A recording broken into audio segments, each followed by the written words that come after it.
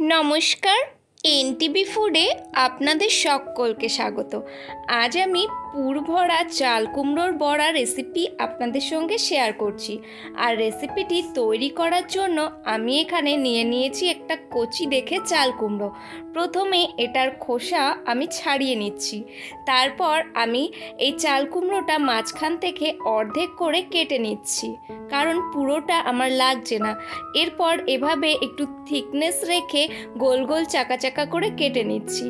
আর সঙ্গে বানিয়ে নিচ্ছি একটা মশলা, যার জন্য আমি এখানে নিয়েছি 2 টেবিল চামচ পরিমাণ হলুদ সর্ষে, 2 টেবিল চামচ পরিমাণ কালো সর্ষে, সঙ্গে 2 টেবিল চামচ পরিমাণ নিয়েছি পোস্ত, আর 3 টেবিল চামচ পরিমাণ দিয়েছি ডেসিকেটেড কোকোনাট, আর স্বাদ অনুযায়ী কাঁচা লঙ্কা।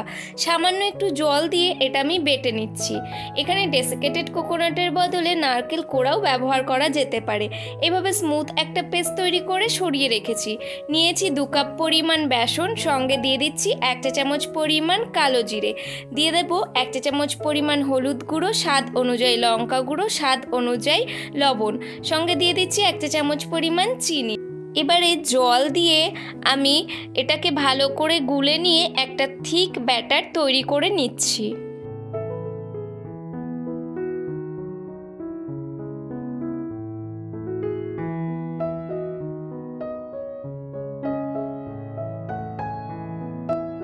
একটা কড়াইতে আমি এখানে দিয়ে দিচ্ছি জল, আর এর মধ্যে দিয়ে দেব গোল গোল করে কেটে নেওয়া চাল কুমড়োর টুকরোগুলো।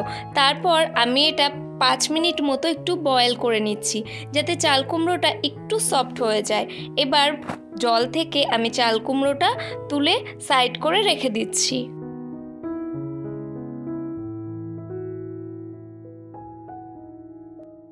একদিকে কড়াইতে আমি তেল গরম বসিয়ে দিয়েছি, আর অন্যদিকে চাল কুমড়োগুলো এতক্ষণে ঠান্ডা হয়ে এসেছে।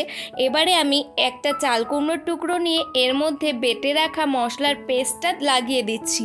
তারপর এর ওপর থেকে আরেকটি চাল কুমড়ো আমি এখানে দিয়ে ভালো করে ব্যাটারে আমি এটা কোট করে নেব।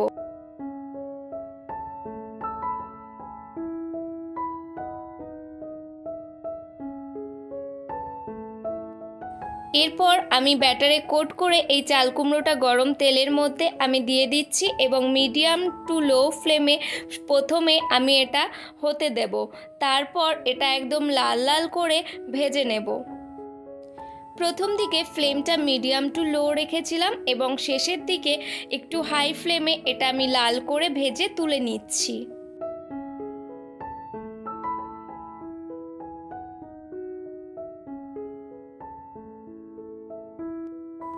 এভাবে একে একে আমি সবগুলো রেডি করে নিচ্ছি।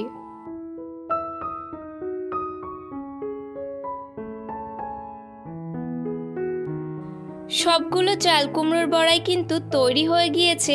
আমি এখানে একটা মাঝখান থেকে কেটে আপনাদেরকে দেখিয়ে দিচ্ছি ভেতরটা ঠিক কেমন হয়েছে। ভেতরটা এরকম নরম থাকবে চাল কুমড়ো আর পুরের জন্য, আর বাইরেটা খুবই ক্রিস্পি হবে। আজকের এই রেসিপি আপনাদের কেমন লাগলো অবশ্যই আমাকে লিখে জানাবেন, আর ভালো লাগলে একটা লাইক করবেন। ওপর থেকে খানিকটা বিট নুন ছড়িয়ে আমি এটা পরিবেশন করেছি। আজ তবে এই পর্যন্ত, দেখা হবে নতুন কোনো রেসিপি নিয়ে অন্য কোনো নতুন ভিডিওতে। ততদিন সবাই সুস্থ থাকবেন, নিজের খেয়াল রাখবেন, আর রেগুলার নিত্য নতুন রান্না করে নতুন নতুন স্বাদের মজা নেবেন।